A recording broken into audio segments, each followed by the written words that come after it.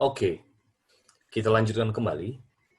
Setelah tadi kita membahas masalah mengenai market, kemudian uh, kita membahas mengenai definisi daripada technical analysis, sekarang kita akan masuk sedikit ke masalah charting ya.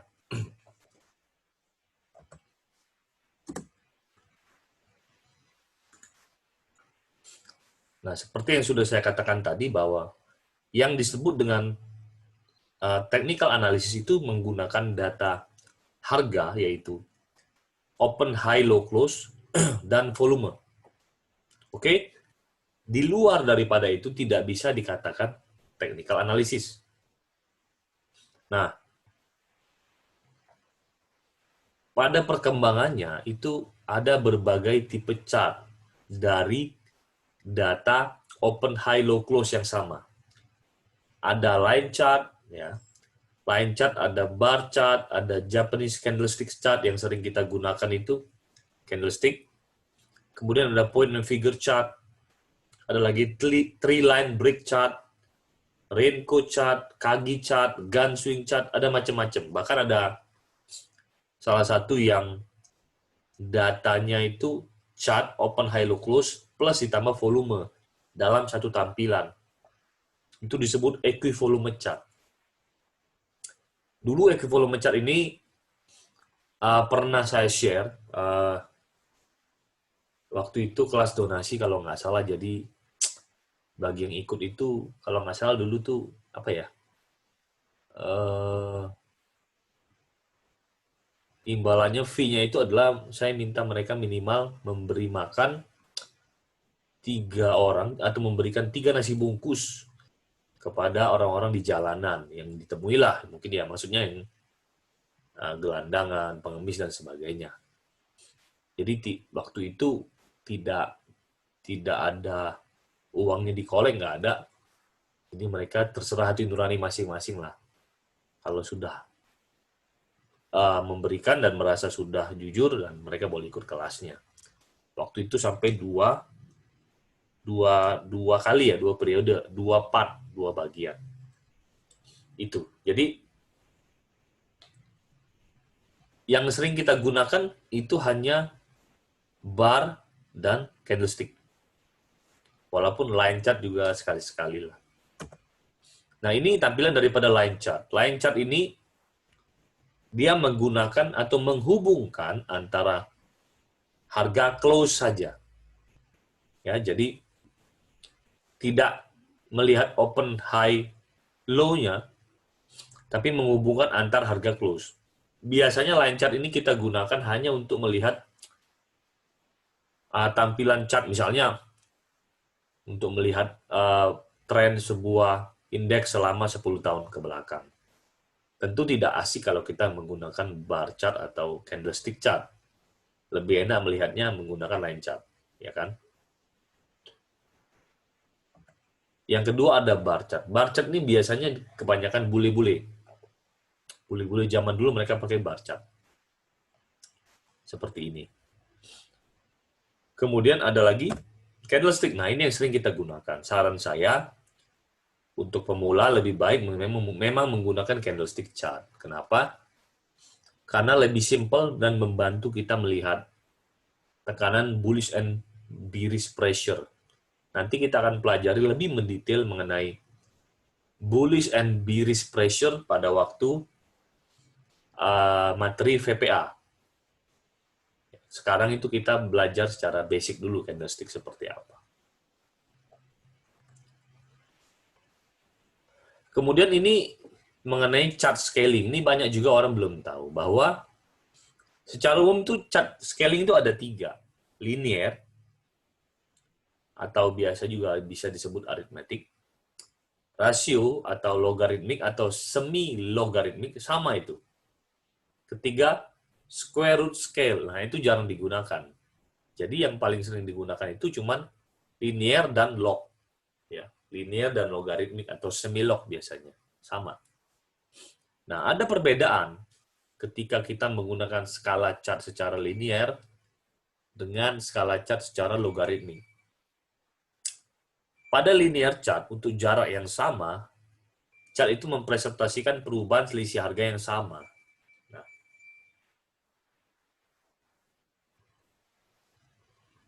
sedangkan di log chart itu,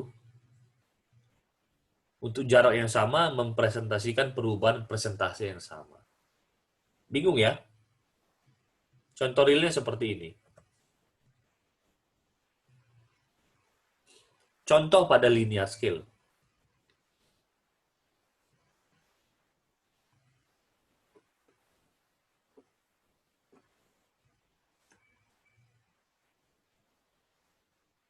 Contoh, sorry. Ada gangguan pada audio sebentar ya.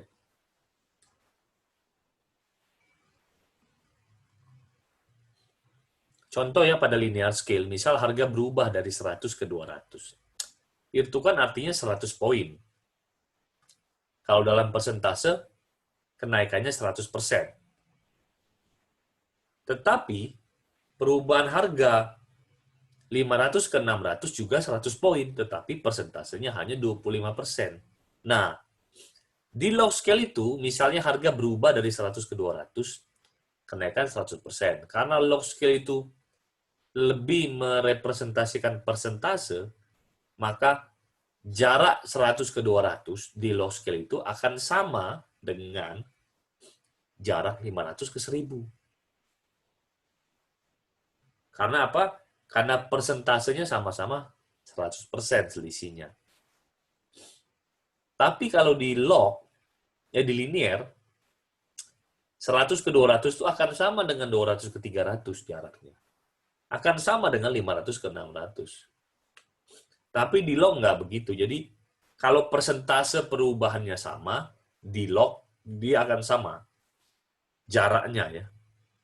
Kalau di linear beda. Di linear hanya melihat selisih poin. Jadi jarak dari 100 ke 200, skala vertikalnya sama dengan jarak dari 200 ke 300. Sama dengan jarak 300 ke 400 dan seterusnya. Tetapi kalau di log tidak. Di log itu harus presentasenya sama, baru jarak vertikal chartnya sama. Sumbu Y-nya itu loh. Contohnya seperti ini, yang di atas itu linear, yang di bawah itu logaritmik. Ya. Terlihat perbedaannya kok. Nah, jadi sebenarnya apa sih gunanya? Kita harus pakai yang mana? Nah, sebagai panduan, kita hanya menggunakan log scale itu untuk melihat harga yang memiliki rentang jauh. Misalnya, ada harga saham yang rentang pergerakannya dari 200 ke 2000. Nah, itu kita harus menggunakan log scale. Tetapi kalau pergerakan harganya tidak signifikan, maka bisa menggunakan linear. Jadi, seperti di Forex itu tidak terlalu selisih jauh pergerakan harganya. Tidak akan lah. Maka di Forex itu tidak ada pilihan mau log atau mau linear. Biasanya hanya linear. Tetapi di saham, kalau saya pribadi selalu menggunakan log scale. Karena untuk jarak pendek juga dia oke, untuk jarak panjang juga oke. Nah, nanti pada waktu bagian pembahasan indikator, bisa ditanyakan kepada Om Yuza atau Om Emon yang membahas mengenai indikator untuk melihat bagaimana sih cara mengubah settingan charting kita, entah itu Ami Broker atau apapun ya, atau charting sekuritas kita juga sendiri, mengubah dari linear ke log. Nah, sebagai informasi, biasanya kalau kita standar default-nya itu dari mana-mana semuanya menggunakan linear biasanya. Oke.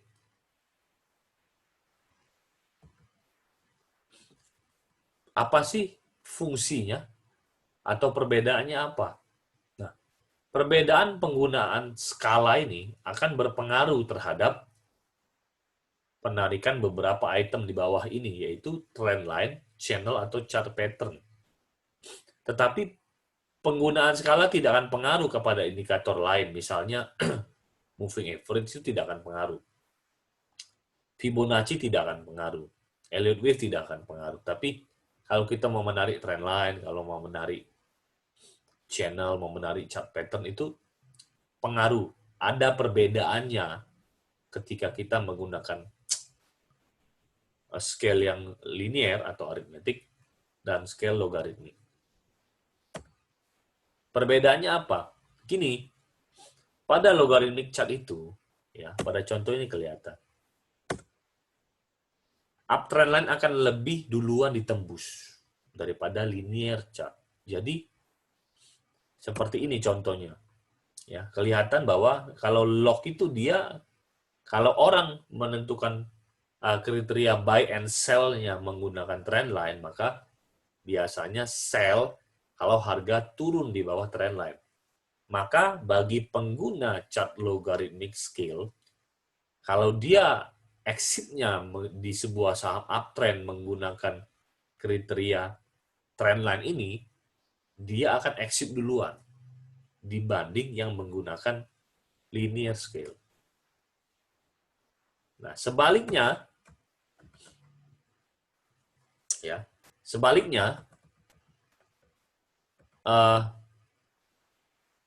pada kondisi downtrend, itu linear chart akan ditembus duluan daripada log chart.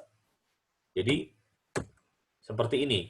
Kalau seperti ini kita lihat, kalau orang ada yang menentukan kriteria buy-nya berdasarkan beli kalau harga menembus downtrend line, maka yang menggunakan skala linear akan membeli duluan dan terlebih dahulu dibanding dengan yang log. Nah, ini sebenarnya sesuai dengan prinsip atau kaidah technical analysis, yaitu apa? Kalau kita lagi sedang dalam posisi floating profit uptrend, maka sebenarnya bagus bagi kita untuk responsif terhadap perubahan pergerakan harga, sehingga profit tidak tergerus lebih banyak, betul kan? Jadi lebih pas menggunakan log. Di downtrend juga begitu. Kita tahu bahwa tren itu kan tidak dengan mudahnya berbalik arah, sehingga kalau membeli suatu saham yang baru reversal, itu tidak perlu buru-buru. Jadi cocok pakai log. Nah, jadi saya pribadi so far selalu menggunakan logarithmic chart. Oke ya. Jadi ini untuk charting secara umum. Kembali lagi saya ulangi, saya sarankan buat teman-teman pemula, gunakanlah candlestick chart sebagai tipe chart yang digunakan untuk menganalisa pergerakan harga. Oke. Nah, setelah itu kita akan beralih ke ini yang termasuk elemen krusial daripada basic technical analysis, yaitu penentuan support, resistance, trendline, dan channel.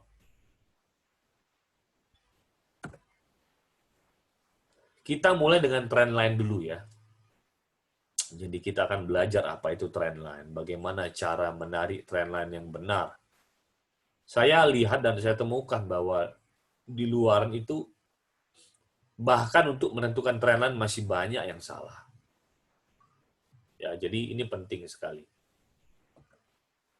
Apa sih trendline itu? Jadi trendline itu bisa didefinisikan sebagai sebuah garis lurus yang ditarik dari data masa lampau dan diproyeksikan ke masa depan. Trendline itu dapat dikategorikan menjadi berdasarkan time frame-nya ya, short, medium, atau long. Dan ada dua jenis trendline, up trendline dan down trendline. Ini contoh short, medium, dan long. Perbedaannya apa? Kalau short itu dia mengcover pergerakan harga yang cuma paling 2-3 minggu. Kalau medium ini bisa 3 bulan, 4 bulan. Kalau long term itu bisa 6 bulan atau bahkan lebih. Jadi itu, perbedaannya cuma di time frame-nya.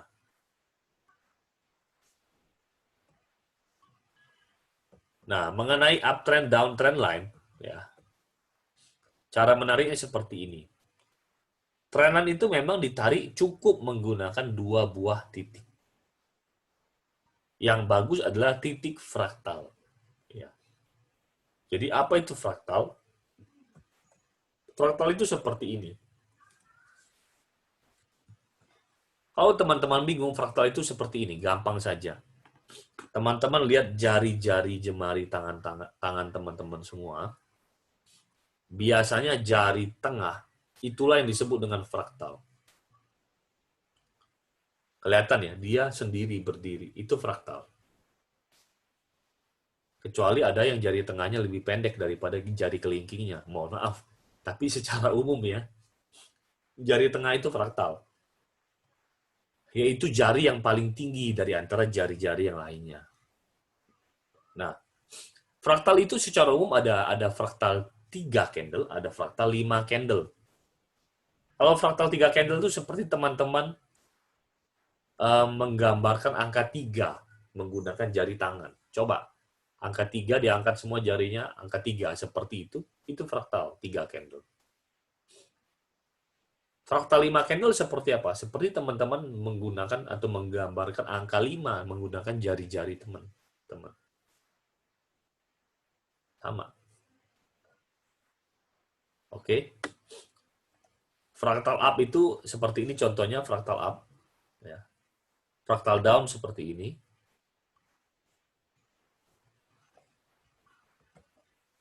Nah, trendline ditarik dengan menghubungkan dua buah titik fraktal.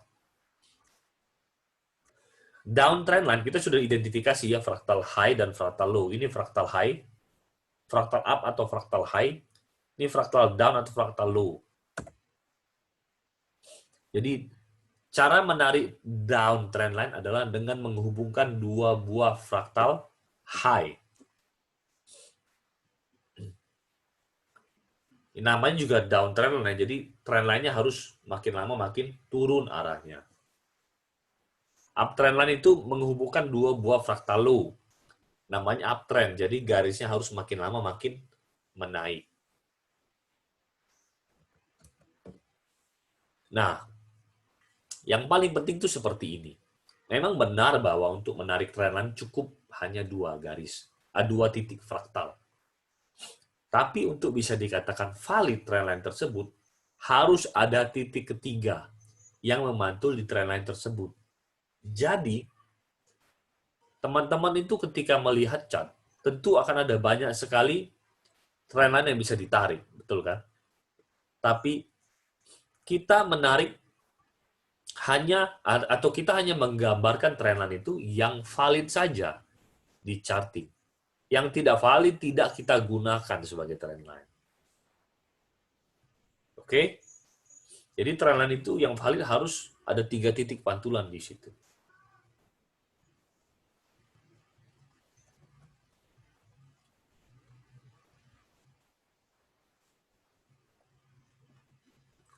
Oke?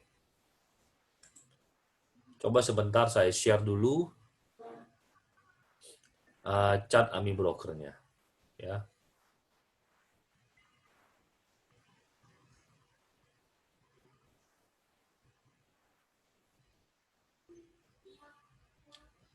Bentar.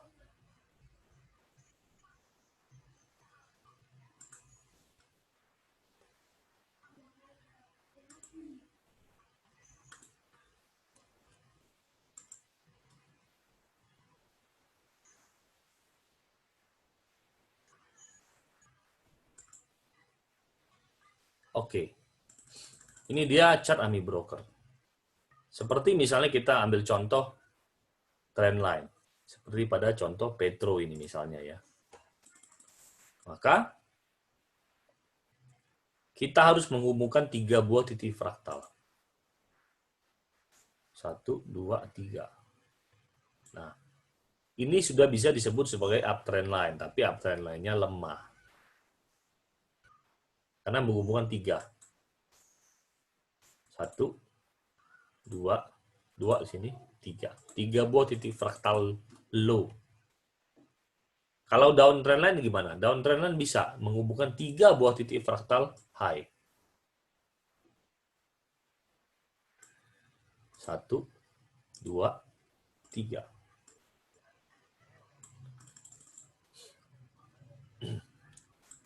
Nah, trendline itu kalau dia sudah dilanggar seperti ini misalnya, sudah dilewatin oleh chart, maka kita tidak bisa menggambarkan ini lagi sebagai sebuah trendline yang valid. Trendline yang valid itu tidak boleh dilewatin oleh chart, tidak boleh dilewatin oleh harga. Jadi ya sudah, kalau begitu saya ganti, saya ubah lagi seperti ini misalnya. Nah, jadi ini tidak valid, jadi tidak perlu kita gambarkan. Nah, sekarang yang benar ini 1, 2, 3. Inilah trendline yang valid untuk Petro sekarang. Ini per tanggal 30 September. Saya belum update lagi untuk dua hari berikutnya. Oke, ini cara menarik trendline. Ini up trendline, ini down trendline. Penting ya. PTPP misalnya, sama. Misal kita menarik trendline 1, 2, 3. Nah, kan sudah dilewati oleh harga. Tidak perlu kita gunakan lagi, kita harus pakai trendline yang lainnya. Nah, misalnya kita gunakan ini sekarang 1, 2, oh baru 2. Berarti ini bisa dikategorikan sebagai trendline, tapi belum valid karena belum ada pantulan ketiga. Ini kan baru 1, 2. Oke. Apalagi, nah misalnya ini kita tarik trendline 1, 2, 3. Karena ini sudah ditembus, jadi tidak valid lagi. Jadi tidak perlu kita gambarkan. Nah, jadi kita hanya menggambarkan trendline yang masih valid, yang belum ditembus 1, 2, 3, 4. Oke, ini masih oke. Nah, begitu di sini udah ditembus, ya berarti trendline ini sudah tidak valid lagi. Ini adalah contoh long term trendline ya, karena sudah hampir 6 bulan lebih, tapi sudah tidak valid.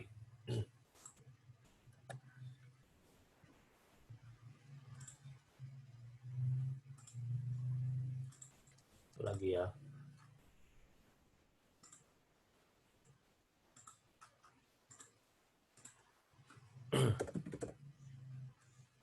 Nah, misalnya Inco, ya kan kita mau menarik trendline-nya gimana?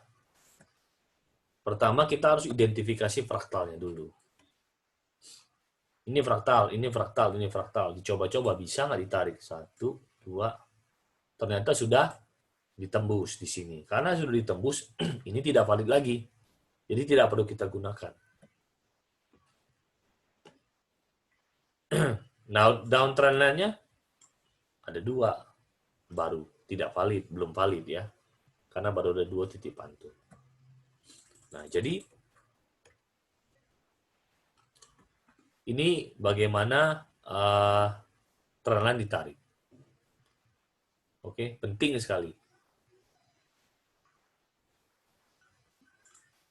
Saya harap teman-teman bisa praktis mendalami masalah trendline ini ya, karena ini penting.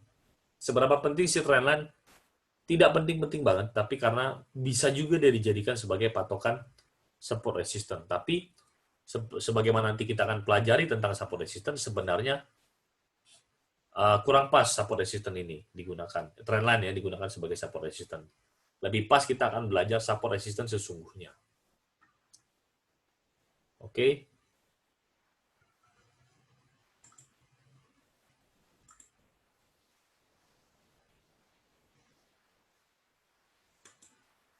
Nah, jadi kita kembali ke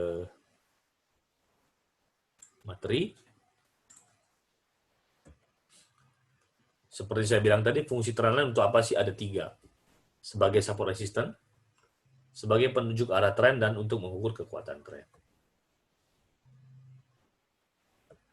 Sebagai support resistance, tadi saya sudah bilang ya, kalau harganya turun, kalau dia uptrend line, kemudian harga, kadang-kadang dia jadi support, jadi harga memantul di titik itu. Atau jadi resistance juga sama, harga memantul di titik itu.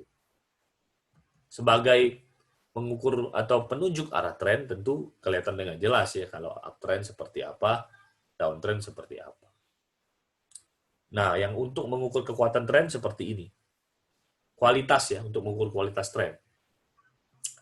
Sudut trendline itu kalau semakin curam di atas 45 derajat dari sumbu horizontal, semakin kurang stabil. Artinya, semakin tinggi atau semakin curam sudutnya, itu makin gampang trendline itu akan ditembus.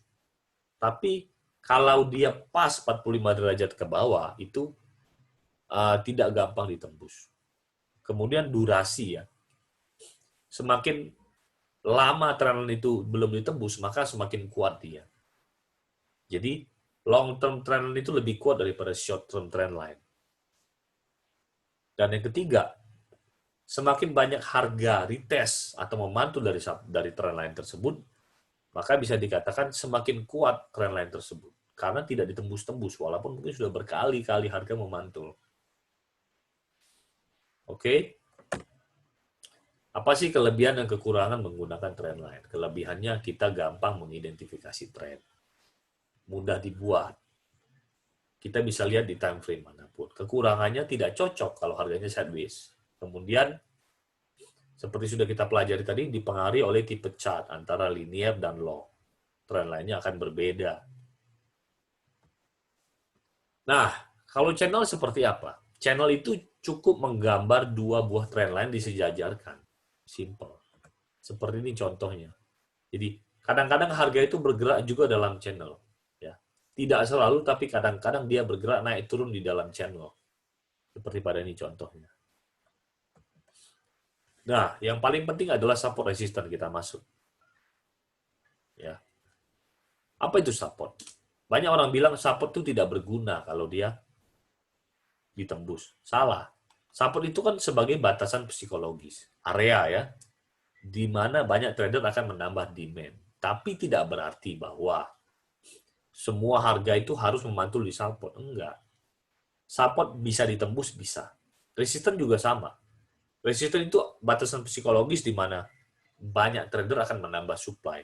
Tapi tidak berarti harga itu akan selalu turun kalau kena resistance. Enggak juga. Resistance bisa ditembus nggak? Bisa. Jadi, support itu cuma sebagai batasan psikologis ketika suatu saham turun. Resistance itu cuma sebagai batasan atau area psikologis ketika suatu saham naik. That's it, tidak lebih daripada itu. Tidak ada aturan bahwa harga harus memantul di support atau di resistance. Tidak ada.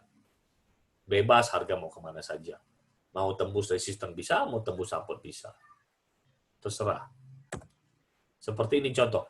Nah, ini contoh adalah harga selalu memantul di support dan resistance. Ini contoh. Ya. Tapi pada kenyataannya tidak harus selalu seperti itu. Nah, beberapa tips dalam menentukan support resistance seperti ini. Yang pertama, jangan kita bayangkan resistance atau support sebagai suatu garis, tetapi sebagai sebuah area. Seberapa besar area itu? 3-5% pergerakan harga masih oke. Resistance sudah tertembus biasanya akan menjadi support. Support yang sudah tertembus akan menjadi resistance. Makin banyak harga memantul di suatu support resistance, maka makin kuat support resistance tersebut. Sama seperti trendline tadi. Nah, hanya gunakan harga close dalam menentukan konfirmasi apakah sebuah harga itu breakout dari resistance atau support. Ada yang disebut dengan rule of three ya. Bisa 3%. Jadi kalau harga naik 3% di atas area support resistance dikatakan breakout. Atau 3 hari, jadi ada 3 hari harga berturut-turut tidak turun di bawah support resistance tersebut. Itu bisa dikatakan terkonfirmasi breakout. Atau ada juga 3 candle. 3 candle sama aja 3 hari ya. Jadi seperti itu. Jadi 3%, 3 candle, itu bisa jadi konfirmasi sebuah breakout atau breakdown. Nah, bagaimana cara menentukan support resistance? Sama, identifikasi fractal high dan fractal low. Itu dulu. Jadi, penting sekali bagi teman-teman semua, Bapak Ibu, harus bisa mengidentifikasi fractal dulu. Latihan ya. Kalau bisa mengidentifikasi fractal, maka nanti bisa menentukan support resistance. Nah, yang saya bicarakan support resistance di sini adalah support resistance horizontal ya. Itu yang paling kuat dibandingkan dengan trendline.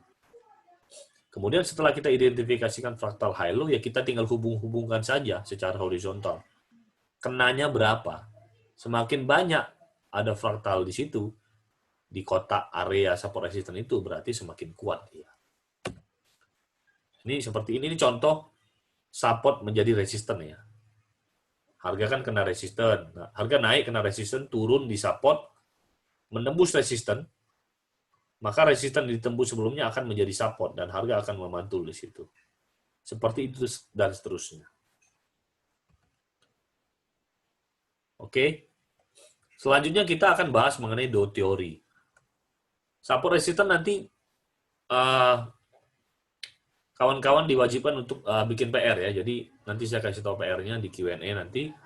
Kita harus bagaimana menganalisa atau bisa menarik chart dan menentukan support resisten. Selanjutnya ada Dow teori. Penting nggak sih? Ini penting.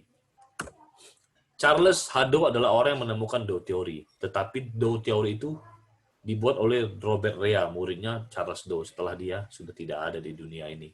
Jadi, ada 6 prinsip dasar Dow teori. Semua orang yang menggunakan technical analysis wajib memahami Dow teori ini. Ya.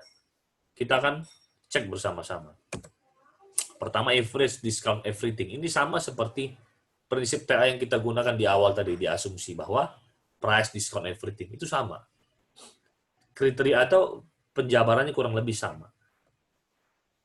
Ini yang kedua, market memiliki 3 trend. Primary, secondary, dan minor. Primary trend itu time frame-nya 6 bulan minimal ya, sampai tahunan. Primary trend tidak bisa dimanipulasi oleh bandar. Sedangkan yang kedua ada secondary trend. Secondary trend itu selalu bergerak berlawanan arah dengan primary trend. Time frame-nya itu 3 bulan sampai 6 bulan. Dan pergerakan secondary trend itu selalu berlawanan dengan primary trend ya. Ketiga ada minor trend. Minor trend itu pergerakannya dari harian sampai dengan 2-3 bulan. Minor trend sangat rentan dimanipulasi oleh bandar. Nah, ini gambaran secara umum ya. Yang garis merah ini primary-nya uptrend. Ini secondary trend. Karena primary-nya uptrend, karena secondary-nya selalu berlawanan arah dengan primary trend. Maka di dalam primary trend yang uptrend akan ada secondary trend yang downtrend. Dan ini adalah minor trend-nya. Ya, tren-tren yang kecil-kecil. Ini harus dipahami ya. Jadi, mulai sekarang kita akan menggunakan ini dalam istilah trading kita. Jadi, kalau ada orang nanya time frame-nya, kalau ada orang nanya sekarang marketnya uptrend atau downtrend, balik tanya, trend mana? Primary atau minor? Ya dan primary boleh saja ada uptrend. IHSG sekarang misalnya, primary-nya sideways, minornya downtrend. Oke, paham ya? Nah, bunyi teorinya yang ketiga, primary trend memiliki 3 fase. Akumulasi, trend atau markup, dan distribusi. Nah, ini adalah salah satu pedoman atau filosofi dasar daripada volume price analysis yang akan kita pelajari secara lebih mendalam nanti di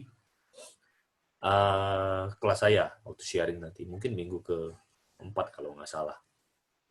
Jadi, ini cukup penting, nanti kita akan pelajari bersama-sama. Saya tidak akan membahas ini lebih mendetail sekarang, tapi ini nanti di bagian volume price analysis kita akan bahas. Keempat, tren diasumsikan akan terus berlangsung sampai terindikasi terjadi reversal.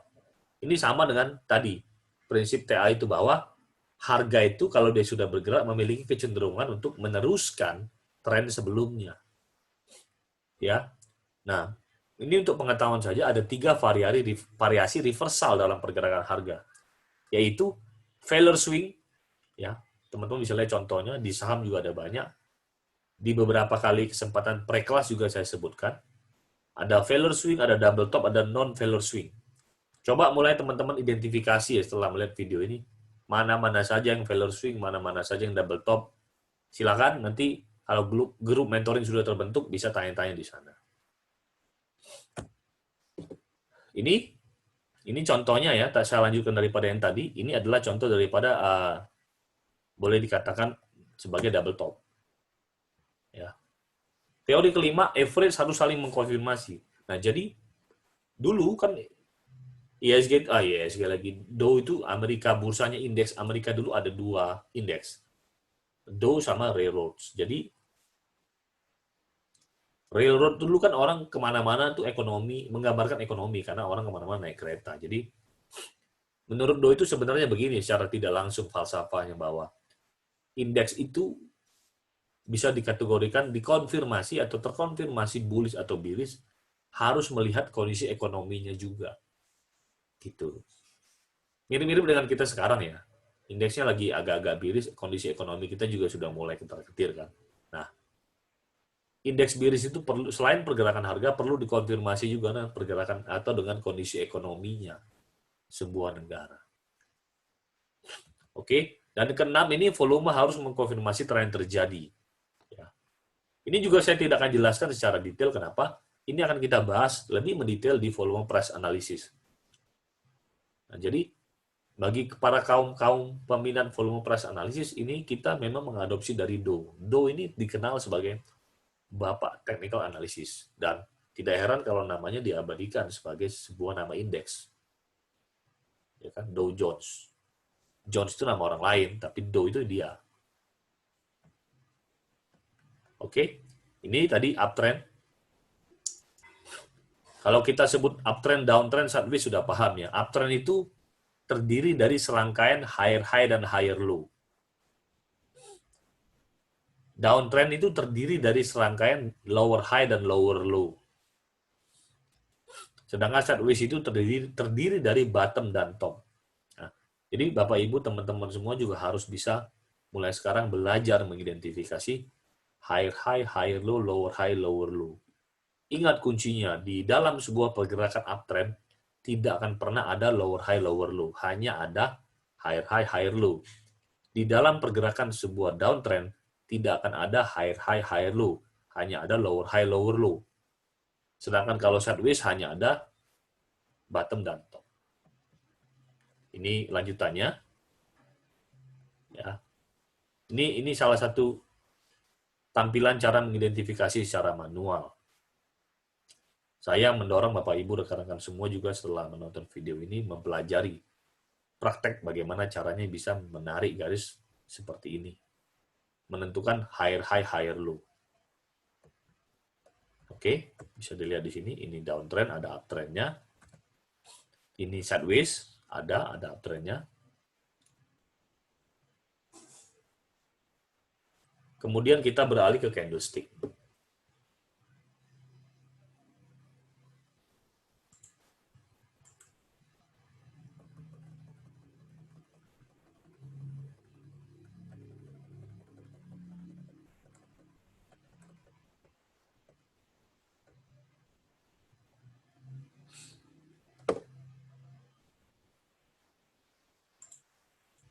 Saya pikir sebenarnya cukup dulu untuk materi hari Senin ya, karena saya nggak mau terlalu banyak overload nanti, karena nanti juga akan ada tugas kita mengidentifikasi bersama-sama.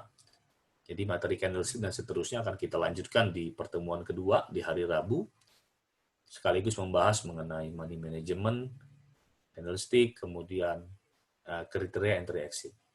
Oke, saya pikir itu Bapak Ibu rekan-rekan semua. Jangan lupa, saya yakin pasti akan ada banyak pertanyaan di benak Bapak Ibu semua, maka ikuti live Q&A-nya di hari Senin, mulai jam 8 malam sampai jam 9 malam. Siapkan pertanyaannya sedari dini, tulis, catat, sehingga nanti pas live teman-teman bisa tanyakan langsung. Oke? Mengenai cara tanya jawab dan sebagainya akan diatur lah nanti. Oke, saya pikir itu.